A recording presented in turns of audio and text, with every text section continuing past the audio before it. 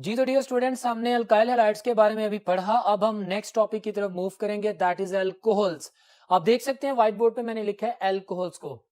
Alcohols are those organic compounds which contain hydroxyl group OH group as their functional group.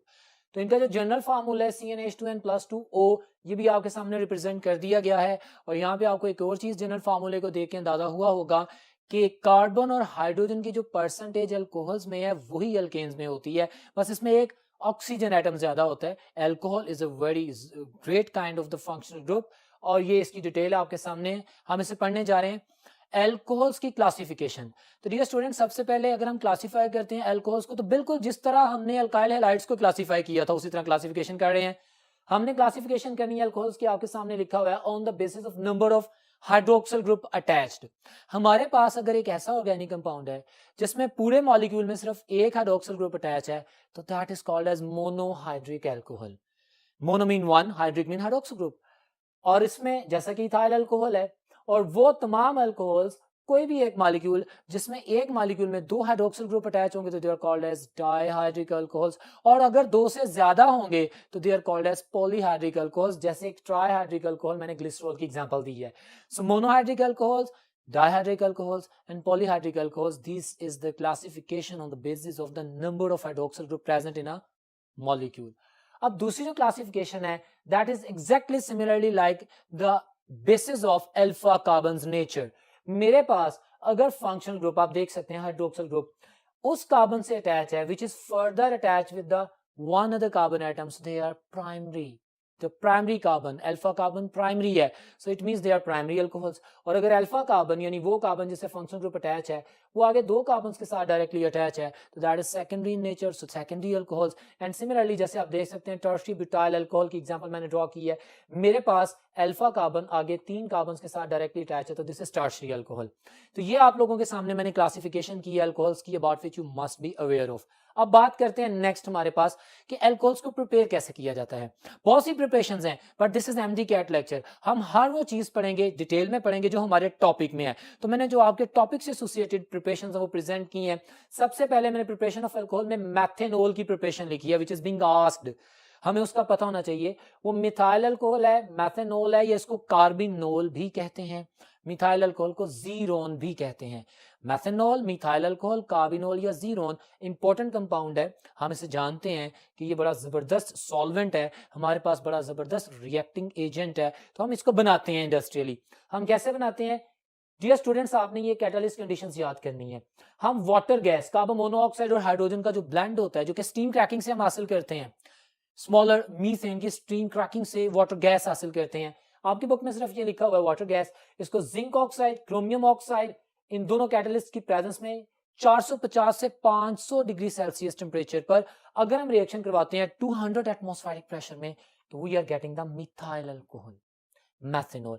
इतने high temperature पे फिर इसको हम cool down करते हैं, डिस्टिल करते हैं और पैक करके अपने इंडस्ट्रियल यूज में ले आते हैं, जो भी यूज करना है। सो वुड स्पिरिट भी बोलते हैं ऐसे जी। नेक्स्ट जी हमारे पास है प्रिपरेशन ऑफ इथाइल अल्कोहल। अब एथेनॉल की प्रिपरेशन कोई ऑर्डिनरी नहीं है, हम जानते हैं इसमें फर्मेंटेशन है, हम इसकी बात करेंगे, लेकिन अभी पहले वो जो क्वेश्चन किया गया है आपके एमडी कैट के सिलेबस में कि हम अल्कीन से कैसे बना सकते हैं, तो मैंने वो आपके सामने प्रेजेंट किया। Watch this. हम चैप्टर नंबर 8 हाइड्रोकार्बन्स में पढ़ के आए हैं कि when we are going to react any alkene with concentrated sulphuric acid, तो पहले स्टेप में क्या होता है, हमारे पास अल्काइल हाइड्रोजन सल्फेट बनता है। जैसे कि आप देख रहे हैं इथीन प्लस H2SO4, मेरे पास इथाइल हाइड्रोजन सल्फेट बना। ये कॉन्सेंट्रेटेड H2SO4 के साथ जब रिएक्शन किया, पहला स्टेप। दूसरे स्टेप में हम क्या करते हैं, हम इसको बॉयल करते हैं, यानी 100 डिग्री सेंटीग्रेड पर वाटर के साथ बॉयल करते हैं, और हमारे पास H2SO4 as a catalyst recovered हो जाता है, और साथ में इथाइल अल्कोहल अचीव होती है। तो इथीन में कॉन्सेंट्रेटेड सल्फ्यूरिक एसिड को ऐड किया, फिर सेकंड स्टेप में उसको वाटर के साथ बॉयल किया, we are going to get the ethyl alcohol. एक इंडस्ट्रियल इंपॉर्टेंट कंपाउंड है और इसकी बहुत ज्यादा प्रैक्टिकल एप्लीकेशन है, इसलिए इसको बनाया जाता है। अब हम चलते हैं जो सेकंड पॉइंट है, बाय द फर्मेंटेशन। हम फर्मेंटेशन से कैसे तैयार कर सकते हैं, देखते हैं अभी व्हाइट बोर्ड पे। तो डियर स्टूडेंट्स, आपके सामने व्हाइट बोर्ड पे मैंने लिखा हुआ है प्रिपरेशन ऑफ एथेनॉल या इथाइल अल्कोहल, जिसे हम ग्रेन अल्कोहल भी कहते हैं। Bye the process of fermentation. दुनिया में जितनी ज्यादा इथाइल अल्कोहल प्रिपेयर की जाती है वो सबसे ज्यादा industrially by the process of fermentation की जाती है। What is fermentation? You better know. एक बायोलॉजिकल एक्शन है जिसमें एंजाइम्स एक सबस्ट्रेट पे अमल करते हैं और हमारे पास एक लिविंग ऑर्गेनिज्म से फर्मेंटेशन के प्रोसीजर के जरिए लार्ज मॉलिक्यूल्स को तोड़ के स्मॉलर डिजायर्ड मॉलिक्यूल्स में हासिल किया जाता है। That is fermentation, the breakdown of the large molecule into the smaller desired molecule with the help of enzymes. Okay? अब वो एंजाइम किसी लिविंग ऑर्गेनिज्म में पाए जाते हैं लाइक यीस्ट। तो हम केमिस्ट्री की बात करते हैं, आपके सामने दो मेथड है, from molasses and from starch. हमारे पास मोलेसिस क्या है? This is the 60% sucrose solution. हमारे पास जो शुगर केन इंडस्ट्री है, जो शुगर इंडस्ट्री है, वहां पे जो जब क्रिस्टलाइजेशन कर ली जाती है, शुगर क्रिस्टलाइज आउट कर ली जाती है, तो उसका जो मदर लिकर बचता है उसे मोलेसिस कहते हैं। वो जो मदर लिकर है उसमें 60% सुक्रोज पाई जाती है, उसको फर्मेंटेशन की जाती है उसकी। हमारे पास इसको ब्रिवरेज इंडस्ट्री में ले जाया जाता है। सुक्रोज जिसमें एल्डिहाइड ग्रुप होता है, एमसीक्यू है याद रखना है, सुक्रोज में एल्डिहाइड ग्रुप होता है, ये डाइसैकेराइड है। इसको हम यीस्ट की प्रेजेंस में जो उसका एंजाइम इन्वर्टेज ऑपरेट होता है, हमारे पास एक ग्लूकोज और एक फ्रुक्टोज का मॉलिक्यूल बनता है। अब प्रोसेस चल रहा है, यीस्ट लिविंग सेल में ये एंजाइम मौजूद है। अब वो जो ग्लूकोज का मॉलिक्यूल है उसका मजीद हाइड्रोलिसिस करते हैं, जो जाइमेज एंजाइम है that converts that glucose into the by eating away into its waste, that is ethyl alcohol। तो हमारे पास ethyl alcohol आ जाती है। सेम प्रोसेस हम यीस्ट के अंदर ही अगर स्टार्च एज अ रिएक्टेंट और बेसिक इंग्रेडिएंट यूज करें तो होता है, स्टार्च आपके सामने है, ये डायस्टेज एंजाइम यीस्ट के अंदर इसको डाइजेस्ट करता है और माल्टोज बनाता है। One thing you can see कि सुक्रोज का मोलेकुलर फार्मूला भी वही है, माल्टोज का मोलेकुलर फार्मूला भी वही है। फर्क क्या है? फंक्शनल ग्रुप का। माल्टोज में एल्डिहाइडिक नहीं है, माल्टोज में कीटोनिक ग्रुप है और सुक्रोज में एल्डिहाइड ग्रुप है। सो सुक्रोज और maltose they are the functional group isomers of each other, ये भी याद होना चाहिए। अब हमारे पास जो कीटोनिक बॉडी माल्टोज है उसके ऊपर जो एंजाइम एक्ट करेगा दैट इज माल्टेज। आप देख रहे हैं सुक्रोज जो कि एल्डिहाइडिक बॉडी है उस पे इन्वर्टेज ऑपरेट करता है। अब माल्टेज ने ऑपरेट किया तो exactly we are getting the two molecules of the glucose. ये सारी चीजें याद रखनी है। आपसे पूछ सकते हैं कि किससे ग्लूकोज बनता है, किससे माल्टोज एंड ग्लूकोज, किससे ग्लूकोज बनता है और किससे हमारे पास ग्लूकोज एंड फ्रुक्टोज बनता है, तो याद रखना है। सिमिलरली हमारे पास ग्लूकोज मॉलिक्यूल का हाइड्रोलिसिस होता है तो लास्ट स्टेप सिमिलर है, जाइमेज एंजाइम एथेनॉल में कन्वर्ट कर देता है। जो maximum percentage bye the process of fermentation हम हासिल कर सकते हैं एथेनॉल की इंडस्ट्रियली दैट इज 12 to 14%, क्योंकि इससे ज्यादा कॉन्सेंट्रेशन पे यीस्ट सेल विल डाई और जब वो डेड हो जाएगा तो फिर सारी बात है रिएक्शन प्रोसीड नहीं होगा। If we want to get the more percentage तो हम क्या करेंगे? हम क्या करते हैं माय डियर स्टूडेंट्स, हम फिर उसकी डिस्टिलेशन करते हैं, वाटर डिस्टिलेशन देन रीडिस्टिलेशन। हम maximum percentage by water distillation जो हासिल कर सकते हैं एथेनॉल की दैट इज 95%, जिसको रेक्टिफाइड स्पिरिट बोला जाता है। तो 95% एथेनॉल इज रेक्टिफाइड स्पिरिट। हम उसको 100% में कन्वर्ट करना चाहते हैं तो फिर हम लाइम डिस्टिलेशन करेंगे और लाइम डिस्टिलेशन से we are getting the 100% ethanol that is the absolute alcohol. ठीक हो गया, एमसीक्यू है, याद रखते हैं। अब to avoid the drinking purpose of ethanol poisonous material add किए जाते हैं, जैसे 10% मैथेनॉल, उसको मैथिलेटेड स्पिरिट कहते हैं, या पायरिडीन ऐड कर दी जाती है या एसीटोन, तो इन तीनों में से कोई भी ऐड किया जा सकता है। इसको कहते हैं डीनेचरिंग ऑफ अल्कोहल। वो डीनेचर्ड अल्कोहल जिसमें मिथाइल अल्कोहल हो उसको हम मैथिलेटेड स्पिरिट बोलते हैं। So that is all about the preparation of the alcohols which was given in your syllabus। अब हम फिजिकल प्रॉपर्टीज की बात करते हैं। फिजिकल प्रॉपर्टीज ऑफ अल्कोहल्स की वर्थ इंपॉर्टेंट है, पूछी गई है। उसके लिए मैं भी एक स्लाइड आप लोगों के लिए डिस्प्ले कर रहा हूं जिसे मैं पढ़ूंगा और आप लोग समझेंगे, नोट डाउन करेंगे।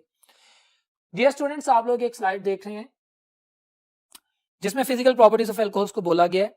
स्मेल एंड टेस्ट के हवाले से प्रॉपर्टी है, lower alcohols are generally colourless, toxic because they are smaller molecules. जैसे मैथेनॉल टॉक्सिक है, इट कैन कॉज डेथ। तो इनका जो है करेक्टरिस्टिक स्मेल होती है, एक स्पेसिफिक स्मेल होती है स्वीट, और बर्निंग टेस्ट होता है। प्रॉपर्टी याद रखनी है। फिर हम बात करते हैं इसकी states. Methanol and ethanol are liquid while methane and ethane are gases. इससे उसने सिर्फ ये बताने की कोशिश की है कि एक कार्बन या दो कार्बन या चार कार्बन तक की जो अल्केन्स है वो गैस होती हैं और एक कार्बन की अल्कोहल लिक्विड है। क्यों? Due to the strong hydrogen bond. Alcohols में हाइड्रोजन बॉन्डिंग होती है, दैट्स व्हाई इनका बॉइलिंग पॉइंट ज्यादा होता है। तो ये पॉइंट याद रखना है। सॉल्युबिलिटी आप देख रहे हैं, they are readily soluble in water. Solubility की रीजन क्या है? Hydrogen bond. जैसे जैसे अल्कोहल्स की अल्काइल चेन बढ़ती जाएगी my dear students, solubility in water decrease होती जाएगी। क्यों?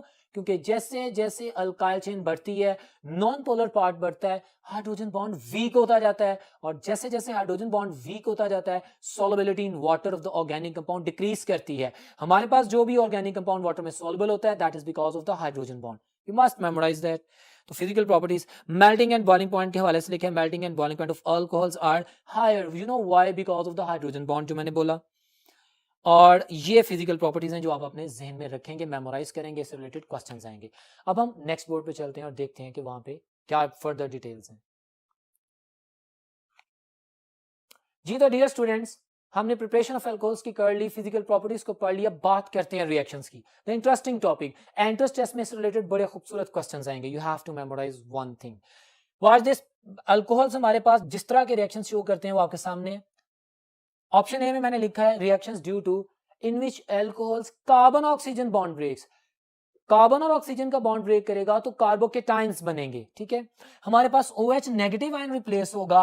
अब OH नेगेटिव आयन की जगह पे कोई दूसरा नेगेटिव ग्रुप आके अटैच होगा, इसको हम कहते हैं न्यूक्लियोफिलिक सब्स्टिट्यूशन रिएक्शन मैकेनिज्म, ठीक है। मिसालें आपकी बुक में जो दी गई हैं, मिसाल के तौर पे मैंने यहाँ पे प्रेजेंट किया है, एक एल्कोहल है और ये जो एल्कोहल है अगर आप इसे देखें रिएक्शन कर रही है तो कार्बन ऑक्सीजन बॉन्ड टूट रहा है, हमारे पास OH नेगेटिव की जगह Cl नेगेटिव आता है, अल्काइल हैलाइड बन जाते हैं। डियर स्टूडेंट्स, आपने ये बाय प्रोडक्ट्स को याद रखना है एमडी कैट में। ये जो रिएक्शंस मैंने लिखे हैं इनकी बाय प्रोडक्ट्स लिखी हैं। अल्काइल चेन जनरल है, कोई भी हो सकती है, मीथाइल, इथाइल, प्रोपाइल कोई भी हो सकती है, लेकिन आपने जो बाय प्रोडक्ट्स माननी है ना, जैसे POCl3, phosphorus oxychloride and HCl, इनको याद रखना है। ये भी एमडी कैट के MCQs में पूछा जाता है, ठीक है। अल्काइल हैलाइड बन जाता है। सिमिलरली PCl3 से रिएक्शन करेगा, साथ में फास्फोरस एसिड बनेगा और अल्काइल क्लोराइड ही बनेगा। और ये थायोनाइल SOCl2 के साथ जो रिएक्शन है थायोनाइल क्लोराइड के साथ इन the presence of pyridine, MCQ में पूछा जाएगा कि पायरिडीन कैटलिस्ट किस में यूज होता है, जब आपके पास कार्बन ऑक्सीजन बॉन्ड टूटता है किसका, अल्कोहल्स का, और आपके पास प्रोडक्ट आती है उसमें हमारे पास एक और बड़ा popular MCQ। My dear students, see the by products. Alkyl chloride बना, साथ में HCl गैसियस फॉर्म में और SO2 गैसियस फॉर्म में। This is the kind of preparation कि जिसमें हमारे पास अल्काइल हैलाइड की प्रिपरेशन से क्वेश्चन पूछ सकते हैं कि which is the method to produce the purest alkyl chlorides, तो आप कहेंगे the reaction of alcohol with the thionyl chloride. Why? Because the by products are two gases, वो जो उड़ जाती हैं और रिमेनिंग हमारे पास प्योरेस्ट फॉर्म में अल्काइल क्लोराइड बचता है। तो ये भी आपने याद रखना है। दिस इज एंट्रेंस टेस्ट और आपको याद रखना चाहिए।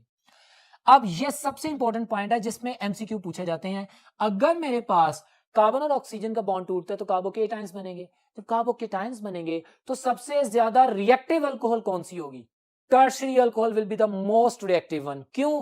क्योंकि टर्शरी कार्बोकेटाइन फौरन बन जाता है, ये बॉन्ड फौरन टूटेगा। प्रीवियस बॉन्ड जो टर्शरी अल्कोहल का होगा उसमें कार्बन ऑक्सीजन बॉन्ड बड़ी जल्दी टूटेगा, और टर्शरी कार्बोकेटाइन चूंकि स्टेबल है इसलिए जल्दी बनेगा, प्रीवियस बॉन्ड को जल्दी तोड़ेगा, लेकिन जैसे ही बॉन्ड टूटेगा साथ ही नया बॉन्ड बन जाएगा और रिएक्शन हो जाएगा। So tertiary alcohols are the most reactive alcohols when carbon oxygen bond breaks. तो ये तमाम बातें इससे एसोसिएटेड है। नेक्स्ट टाइप ऑफ रिएक्शन आपके सामने है, the reaction due to the ROH bond breakage. हमारे पास अब ऑक्सीजन हाइड्रोजन बॉन्ड अल्कोहल का टूट रहा है, ठीक है। Alcohols are releasing H positive ion, तो उसमें कौन से रिएक्शंस हैं आपके सामने लिखे हैं मैंने। मेटल्स, किसी भी एक्टिव मेटल के साथ रिएक्शन हो, यहाँ पे उन्होंने सोडियम मेटल लिखा है, इट्स ओके। मैग्नीशियम, पोटेशियम, कोई भी एक्टिव मेटल जब अल्कोहल से रिएक्शन करती है तो एक MCQ भी याद रखिएगा dear students, hydrogen gas liberate होती है। हमारे पास हाइड्रोजन गैस लिबरेट होती है और साथ में सॉल्ट बनता है। अगर हमारे पास अल्कोहल किसी स्ट्रॉन्ग बेस के साथ रिएक्शन करे, यस कर सकती है। हमारे पास एज एन एसिड बिहेव करेगी तो ये एसिड बेस्ड रिएक्शन हो जाएगा। हमारे पास वाटर मॉलिक्यूल रिलीज हो जाएगा, सॉल्ट बनेगा। और ये सबसे खूबसूरत सवाल, और मैंने इसको पॉइंट आउट किया for you people so that you can understand. हमारे पास जब अल्कोहल्स कार्बोक्सिलिक एसिड से रिएक्शन करती है, आप देख सकते हैं मैंने जनरल फार्मूला अल्कोहल का और जनरल फार्मूला कार्बोक्सिलिक एसिड का लिखा है। कोई भी कार्बोक्सिलिक एसिड हो सकता है, कोई भी अल्कोहल हो सकती है, but we have to deal with the concept कि जब अल्कोहल किसी कार्बोक्सिलिक एसिड से मिलती है तो फ्रूटी स्मेल आती है, एस्टर्स बनते हैं, वी नो दैट। साथ में वाटर मॉलिक्यूल एलिमिनेट होता है। It's very simple. What's new और इंटरेस्टिंग और डिस्टर्बिंग, दैट इज कि acid normally H positive ion release करता है, लेकिन एस्टेरिफिकेशन में आप देख रहे हैं कि कार्बोक्सिलिक एसिड का OH नेगेटिव ग्रुप जा रहा है और H पॉजिटिव आयन अल्कोहल से जा रहा है। हमारे पास ये कोई एसिड बेस्ड रिएक्शन नहीं है, बल्कि आप देखें एक weaker nucleophile is being replaced by a stronger nucleophile. This is nucleophilic substitution reaction mechanism. Esterification में किसका ऑक्सीजन हाइड्रोजन बॉन्ड टूट रहा है? अल्कोहल का। और किसका कार्बन ऑक्सीजन बॉन्ड टूट रहा है? एसिड का। ये दो एमसीक्यूज हैं एमडी कैट के जो मैंने बोले हैं, ठीक है। तो इस रिएक्शन में इसको फोकस कीजिएगा। These were few important reactions. इससे रिलेटेड एमसीक्यूज आपसे पूछे जाएंगे टेस्ट में। अभी हम आगे रिएक्शन की तरफ चलते हैं, that is the oxidation reaction. My dear students, पहले तो ये जो मैंने सिंपल आपके सामने डिस्क्रिप्शन एमसीक्यूज का डाटा लिखा है वो आप देखें कि हमारे पास जब प्राइमरी अल्कोहल्स को ऑक्सीडाइज किया जाता है तो हमारे पास एल्डिहाइड्स बनते हैं। इसी तरह जब हमारे पास सेकेंडरी अल्कोहल्स को ऑक्सीडाइज किया जाता है तो हमारे पास बनते हैं कीटोन्स। और टर्शियरी अल्कोहल ऑक्सीडाइज करते हैं, sorry, tertiary alcohols do not oxidise. Tertiary alcohols in the presence of same catalyst potassium dichromate and H2SO4 do not oxidize, rather tertiary alcohol show beta elimination reaction और आपके पास alkenes बनेंगी। मैं आपके सामने एक slide share करने जा रहा हूं जो आपके सामने व्हाइट बोर्ड पे आएगी जी। तो डियर स्टूडेंट्स, आप इस वक्त ऑक्सीडेशन रिएक्शंस ऑफ अल्कोहल्स की एक स्लाइड देख रहे हैं। वो स्लाइड आपके सामने है। Oxidation of alcohols converts them into the aldehyde और कीटोन्स, ये मैंने बता दिया। अब उसने कहा oxidation of the primary alcohols, जितने कार्बन की प्राइमरी अल्कोहल होगी उतने कार्बन का एल्डिहाइड बन जाएगा in the presence of strong oxidising agent. जैसे कि आप देख सकते हैं उसने रिएक्शन में हमारे पास रिएक्शन परफॉर्म किया हुआ है और हमारे पास एक एल्डिहाइड बन रहा है। सेकंड पॉइंट पे वो oxidation of the secondary alcohol बता रहा है। वो आप देखें कि सेकेंडरी अल्कोहल जब ऑक्सीडाइज होता है in the presence of potassium dichromate in H2SO4 the strong oxidising agent आपके सामने है तो आपके पास कीटोन्स बनती हैं, ठीक है, हमें पता है। लेकिन नेक्स्ट स्लाइड अभी आप देखिए। इस स्लाइड में आप देख रहे हैं एलिमिनेशन रिएक्शन किसका? टर्शियरी अल्कोहल्स का। क्यों? Tertiary alcohols can not oxidise, rather in the presence of the same strong oxidising agent they will show the elimination reaction. आपके सामने स्लाइड मौजूद है, मैंने टर्शियरी ब्यूटाइल अल्कोहल बनाया हुआ है जिसको आप उसने मेंशन किया है कि वो ऑक्सीडाइज नहीं होता, रादर उसके अल्फा कार्बन से हाइड्रोक्सिल ग्रुप और बीटा कार्बन से हाइड्रोजन एलिमिनेट होता है, डिहाइड्रेशन होती है और अल्कीन हमारे सामने आती है। So this is an important reaction which was explaining the oxidation reaction of alcohols. और ये एमसीक्यूज की फॉर्म में भी क्वेश्चंस कर सकते हैं। जैसा कि अभी नेक्स्ट स्लाइड पे एक एमसीक्यू की प्रैक्टिस करते हैं, इनसे क्वेश्चंस हैं। एमसीक्यू आप देख रहे हैं, ketones are prepared by the oxidation of, अभी पढ़ा, सेकेंडरी अल्कोहल्स, ठीक है। तो हमारे पास क्या आंसर आएगा? बीटा ऑप्शन आपके सामने जस्टिफाइड है। So these were the important reactions. आपसे प्राइमरी अल्कोहल का पूछ सकते हैं, अल्कीन्स का पूछ सकता है। नेक्स्ट बोर्ड पे चलते हैं और बात करते हैं कि वहां पे क्या है हमारे लिए। My dear students, dehydration reaction, ये भी आपके एमडी कैट के सिलेबस में अल्कोहल के हवाले से पूछा गया है। डी रिमूव करना, हाइड्रेशन, हाइड्रो यानी water, removal of the water is called dehydration, ठीक है। एल्कोहल्स में से डिहाइड्रेशन होती है, बिल्कुल होती है। रिएक्शन प्रोसीड करता है, बिल्कुल प्रोसीड करता है। हमारे पास किसकी प्रेजेंस में? स्ट्रॉन्ग डिहाइड्रेटिंग एजेंट की प्रेजेंस में। आपके सिलेबस में कॉन्सेंट्रेटेड H2SO4 को यूज किया गया जो मैंने आपके सामने लिखा है। आप देख सकते हैं कि यहाँ पे मैंने डिहाइड्रेशन ही की है अल्कोहल की, लेकिन मैंने इस रिएक्शन को दो हिस्सों में तकसीम किया है। Cause I know this is empty cat, question can be asked। Dehydration of alcohols है ना, तो जिस तरह की भी होती है हम कर रहे हैं। देखें, हमारे पास कॉन्सेंट्रेटेड H2SO4 को यूज करते हैं 180 डिग्री सेल्सियस पे, तो एक ही मॉलिक्यूल में से एक वाटर मॉलिक्यूल निकल आएगा। अल्फा कार्बन से OH और बीटा कार्बन से हाइड्रोजन, हमारे पास डिहाइड्रेशन होगी और अल्कीन्स बनेगी। माय स्टूडेंट्स, इस पॉइंट को याद रखें, अल्कीन्स बनेगी। अगर 180 डिग्री सेल्सियस पर आप लोग डिहाइड्रेशन करेंगे तो अल्कीन्स बनेंगी, ठीक है। और अगर आप 140 पे करेंगे, वही अल्कोहल है, वही H2SO4 है और टेम्परेचर थोड़ा इजी हो गया है, तो आपके पास डिहाइड्रेशन तो होगी, लेकिन दो अल्कोहल के मॉलिक्यूल्स में से एक वाटर का मॉलिक्यूल निकलेगा और आपके पास ईथर्स बनेंगे। तो ये आपने एमसीक्यूज याद करने हैं। अब मजीद डिहाइड्रेशन को एक्सप्लेन करने के लिए मैं आप लोगों के सामने एक और स्लाइड शेयर कर रहा हूं जो कि इसी को रिप्रेजेंट कर रही है जिसे मैंने एक्सप्लेन किया है। इसमें आप देख सकते हैं कि कंसंट्रेटेड H2SO4 डिफरेंट टेम्परेचर के ऊपर किस तरह डिहाइड्रेशन करता है। वेल स्टूडेंट्स, एक और बात, हम डिहाइड्रेशन ऑफ अल्कोहल्स और भी पढ़ के आए हुए हैं हमारी किताब में। हमने एल्युमिनियम ऑक्साइड को यूज किया था, जी यूज किया था। यहां पे मैं ये कॉन्सेप्ट इसलिए जरूरी समझता हूं कि अगर आप कॉन्सेंट्रेटेड H2SO4 को यूज करें तो डिफरेंट टेम्परेचर पे डिहाइड्रेशन हो रही है, डिफरेंट प्रोडक्ट्स आ रही हैं। एक इसको याद किया। दूसरा, प्रिपरेशन ऑफ अल्कीन्स में हाइड्रोकार्बन के लेक्चर में आपने लाजमी पढ़ा होगा कि जब हम एल्युमिनियम ऑक्साइड को यूज करते हैं 300 डिग्री सेंटीग्रेड पर, तो भी मेरे पास अल्कीन्स बनती हैं। और जब मैं एल्युमिनियम ऑक्साइड को एज ए कैटलिस्ट यूज करता हूं, स्टूडेंट्स, इंपॉर्टेंट पॉइंट है, तो चाहे प्राइमरी अल्कोहल हो, चाहे सेकेंडरी अल्कोहल हो, चाहे टर्शियरी अल्कोहल हो, वही कैटलिस्ट, वही कंडीशन यूज होती है। ठीक है। अब अगर मैं बात करता हूं concentrated sulphuric acid and temperature scenario की, जरा माइनर टेम्परेचर पे जाके, और मैं आपसे पूछता हूं कि टर्शियरी अल्कोहल ज्यादा आसानी से डिहाइड्रेट होंगी कि प्राइमरी, तो हम जानते हैं कि टर्शियरी अल्कोहल्स जो होती हैं उनकी रिएक्टिविटी ज्यादा होती है, इसलिए वो इजी कंडीशंस पे हो जाती हैं। जैसे 20, आपको 20% H2SO4 याद है, और उसके साथ 75 डिग्री सेल्सियस टेम्परेचर यूज करते थे, और प्राइमरी में एडवर्स सिचुएशन हो जाती थी, 140 से 170 डिग्री सेल्सियस टेम्परेचर आपको यूज करना पड़ता था, कंसंट्रेटेड सल्फ्यूरिक एसिड यूज करना पड़ता था। डिहाइड्रेशन एक छोटा सा लफ्ज बोला गया MTCAT में, लेकिन इससे रिलेटेड तमाम बातें मैंने आपसे शेयर की हैं so that you can understand. अब हम नेक्स्ट पॉइंट पे बढ़ते हैं, क्योंकि आप व्हाइट बोर्ड पे देख रहे हैं हमारे पास अल्कोहल्स के reactions, Lucas test and iodoform test. मैं कुछ स्लाइड शेयर करता हूं। वैसे तो आप लोग जानते हैं what is Lucas test. This is a test which is used to distinguish between the primary, secondary and tertiary alcohols. कैसे?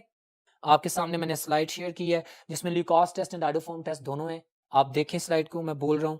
उसने पहला पॉइंट बोला है कि the test help us to distinguish between primary, secondary and tertiary alcohols. हम जानते हैं, MCQ है। Primary, secondary and tertiary alcohols are identified and distinguished by reacting it with the HCl and ZnCl2। ये क्या है? ल्यूकास रिएजेंट है, याद करना है। आप लोगों की आसानी के लिए डिस्प्ले कर दिया, लिखा हुआ है so that you can understand, MCQ है। और आयली लेयर बनती है किसकी?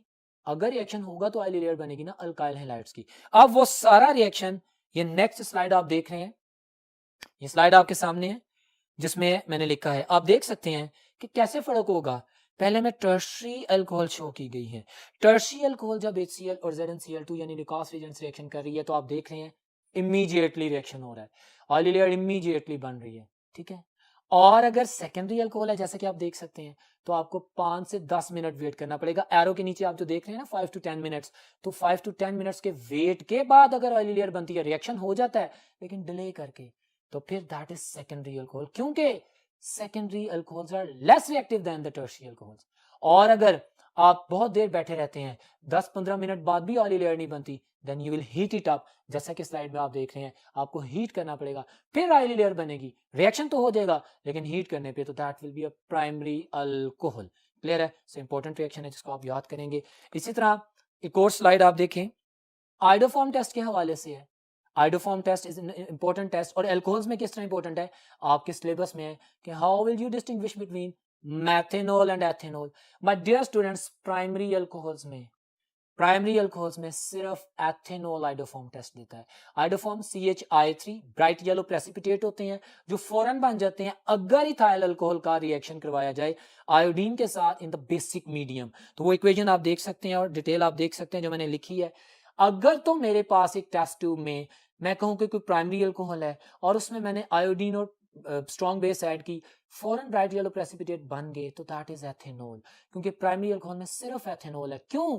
क्योंकि एथेनॉल ही मिथाइल कीटोनिक ग्रुप यानी CH3C डबल बॉन्ड बनाने की कैपेबिलिटी रखती है, इसके अलावा कोई प्राइमरी अल्कोहल नहीं करती। और मैथेनॉल ऑफ कोर्स नहीं करती, तो मैथेनॉल का आइडोफॉर्म टेस्ट नेगेटिव आएगा। तो ये आपके सामने स्लाइड थी जिसमें रिएक्शन को भी मेंशन किया गया और आप देख रहे थे। तो नेक्स्ट हम बढ़ते हैं अब फिनॉल्स की तरफ। फिनॉल्स क्या है? Let's watch on the white board. मैंने कहा phenol, compounds containing hydroxyl group with a benzene ring.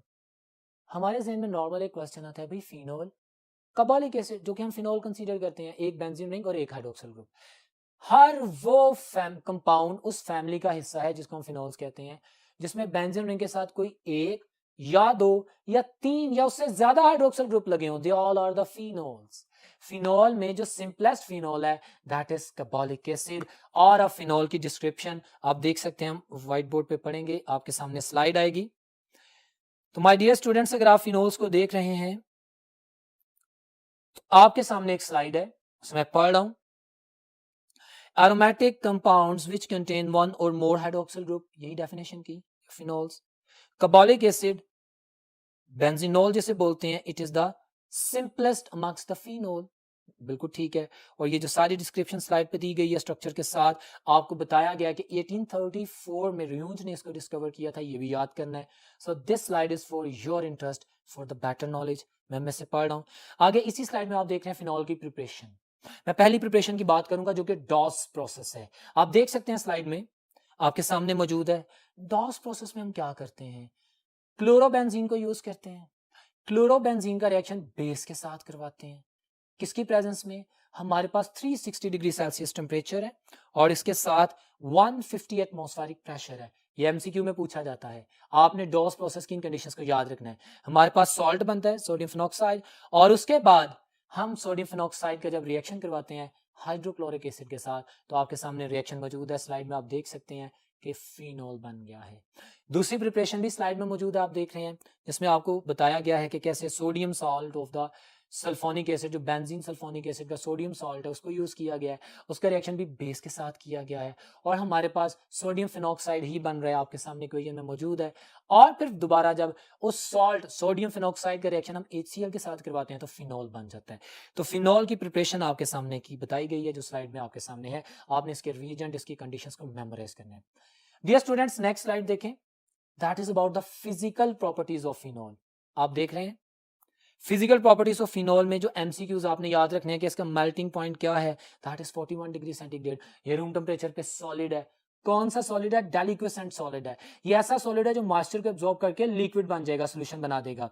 और इसका बॉइलिंग पॉइंट भी याद करना है। फिर ये पिंक कलर का सोल्यूशन बनाता है। ये पॉइंट्स आपके सामने लिखे गए हैं, आप इसको देख सकते हैं।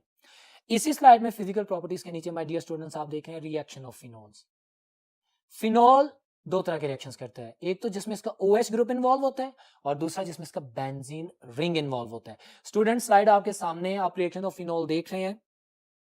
बात की गई है पहली कैटेगरी, उसमें टेबल में सॉल्ट फॉर्मेशन की। हमारे पास फिनॉक्साइड्स आर फॉर्म्ड। हमारे पास phenol is acidic in nature. Phenol is not acid, it is acidic in nature.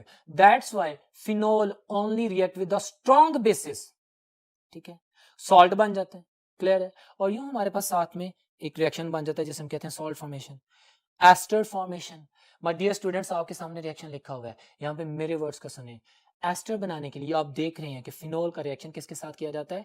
Acid derivatives. कौन से? हैलोजन डेरिवेटिव्स, एसिड हैलाइड्स के साथ रिएक्शन किया जाता है। And this is a method to produce the industrial preparation of esters. तो ये याद रखना है आपने। रिएक्शन आपके सामने है, इंपॉर्टेंट रिएक्शन, एमसीक्यूज में पूछा जाएगा। और रिडक्शन विद जिंक, हमने प्रिपरेशन ऑफ बेंजीन में, हाइड्रोकार्बन्स में भी इस रिएक्शन को पढ़ा था। ये वो तमाम रिएक्शंस हैं आप देख रहे हैं कि जिसमें हमारे पास बेंजीन का रिंग इन्वॉल्व नहीं है। अब हम उन रिएक्शंस की तरफ जाएंगे जिसमें हमारे पास बेंजीन का जो रिंग है वो इन्वॉल्व है। आपके सामने मैंने रिटन, आपके सामने स्लाइड है, आप देख सकते हैं। रिएक्शन है जी नाइट्रेशन, हमारे पास रिंग के ऊपर अटैक होता है। My dear student, nitration, introduction of the nitro group, NO2 group. अगर तो हम डिल्यूट नाइट्रिक एसिड के साथ रिएक्शन करते हैं, आप देख रहे हैं, तो हमारे पास ऑर्थो नाइट्रोफिनॉल बनेगा या पैरा नाइट्रोफिनॉल बनेगा। और अगर मैं कंसंट्रेटेड नाइट्रिक एसिड के साथ रिएक्शन करता हूं, कंडीशंस आपके सामने, रिएक्शन आप देख रहे हैं जैसे कि उसने बोला, तो फिर मेरे पास 2,4,6 ट्राई नाइट्रोफिनॉल बनेगा, जिसको हम पिक्रिक एसिड भी कहते हैं। तो पिक्रिक एसिड की प्रिपरेशन फिनॉल से होती है, जिसमें कॉन्सेंट्रेटेड नाइट्रिक एसिड को यूज किया जाता है। ये एमसीक्यू में पूछा जाएगा। रिएक्शन आपके सामने है, बेंजीन का रिंग इन्वॉल्व है। और दूसरा उसने रिएक्शन किया हुआ है सल्फोनेशन। ऑफ कोर्स रिंग के ऊपर बेंजीन सल्फोनिक एसिड का ग्रुप, जो SO3H ग्रुप है वो इंट्रोड्यूस हो रहा है। हमारे पास सब्स्टिट्यूशन हो रही है, एज एन इलेक्ट्रोफाइल अटैक हो रहा है बेंजीन रिंग पर, तो वो आपके सामने है। And the third one, halogenation. अब हैलोजिनेशन रिएक्शन जो है उसने किया है ब्रोमीन वाटर के साथ। तो जो रिएक्शन आप देख सकते हैं, इसमें ब्रोमीन ने सब्स्टिट्यूशन की है। हमारे पास 2,4,6 ट्राई ब्रोमोफिनॉल बनता है, बेंजीन रिंग इन्वॉल्व है, इसके वाइट प्रेसिपिटेट होते हैं। एमसीक्यू पूछा जाता है। So this is an MCQ. आपके सामने स्लाइड शो हो रही है ब्रोमिनेशन की, यानी हैलोजिनेशन की। और इसी में हाइड्रोजनेशन भी है, addition of the hydrogen into the benzene ring, cyclohexanol बन रहा है। तो माय डियर स्टूडेंट्स, अभी मैंने आपके सामने फिनॉल के वर्क स्ट्रक्चर रखे जो कि आपको एक्सप्लेन करते हैं वो तमाम रिएक्शंस जिसमें फिनॉल का हाइड्रोक्सिल ग्रुप इन्वॉल्व है या फिनॉल का रिंग इन्वॉल्व है। तो ये तमाम रिएक्शंस हैं। और एक निहायत इंपॉर्टेंट रिएक्शन, ये स्लाइड आप देख सकते हैं, द बैकलाइट फॉर्मेशन। इसमें जो सेकंड रिएक्शन आपके सामने आप देख रहे हैं कि हमारे पास एक सिंथेटिक रबर बैकलाइट बन रही है। तो ये एमसीक्यू आपसे एंट्री टेस्ट में लाजमी पूछा जाएगा कि what are the monomers of the bakelite synthetic rubber. आप कहेंगे फॉर्मल्डिहाइड यानी मैथेनॉल और फिनॉल। ये हमारे पास रिएक्शन करते हैं। पहले हमारे पास ortho hydroxy benzyl alcohol and para hydroxy benzyl alcohols बनते हैं, फिर वो आपस में कंडेंस होते हैं और स्ट्रक्चर आप देख रहे हैं आपके सामने व्हाइट बोर्ड में मौजूद है। हमारे पास एक ज़बरदस्त किस्म की प्रोडक्शन मिलती है। So that was all about the phenol, phenol की प्रॉपर्टीज, फिनोल की प्रिपरेशन, फिनोल की केमिकल प्रॉपर्टीज, उसके वो रिएक्शंस आपके सामने मैंने एक्सप्लेन किए कि जिनमें उसका OH इन्वॉल्व होता है या जिसमें उसका रिंग इन्वॉल्व होता है और वो कंडेंसेशन करके बैकलाइट जिस तरह बनाते हैं, वो तमाम चीज़ें एक्सप्लेन की। अब कुछ MCQs की प्रैक्टिस करते हैं। आपके सामने अभी से हमने स्लाइड पे क्वेश्चन आ रहा है, that is about the acidic strength of the carboxylic acids, phenols. Very important MCQ। और इस MCQ को एक्सप्लेन करने की रीजन ये थी कि हमारा रिलेटेड MCQ जो क्लियर हो। कहता है the relative acidic strength of the carboxylic acid, water, ethanol and phenol has the following order of the decreasing acidic strength. मेरी बात सुने, हमने पढ़ा है कि एसिडिक स्ट्रेंथ डिपेंड करती है डिसोसिएशन कांस्टेंट पर। हमारा जो एसिडिक कांस्टेंट के वैल्यू है कार्बोक्सिलिक एसिड की 10⁻⁻5 है, सबसे ज्यादा है। जितनी ज्यादा वैल्यू होगी उतनी ज्यादा एसिडिक स्ट्रेंथ होगी। तो कार्बोक्सिलिक एसिड की 10⁻⁻5 है, उसके बाद फिनोल्स हैं 1.3 × 10⁻10 आप पढ़ के हुए हैं, उसके बाद वाटर है और बाद में अल्कोहल्स हैं। स्टूडेंट्स याद रखना है सबसे ज्यादा स्ट्रॉन्ग जो एसिडिक पावर है वो कार्बोक्सिलिक एसिड्स के, ऑर्गेनिक एसिड्स में, उसके बाद फिनोल्स हैं, फिर हमारे पास आते हैं वाटर मॉलिक्यूल्स और उसके बाद अल्कोहल्स। तो ये ऑप्शन अगर जहन में रखें तो आंसर है चार्ली। सो जस्टिफिकेशन भी दे दी गई है और आप देख सकते हैं कि मैंने इनकी KA वैल्यूज भी एक्सप्लेन कर दी हैं। So dear students, today's lecture was about the topic 3 and 4 of the MD CAT syllabus.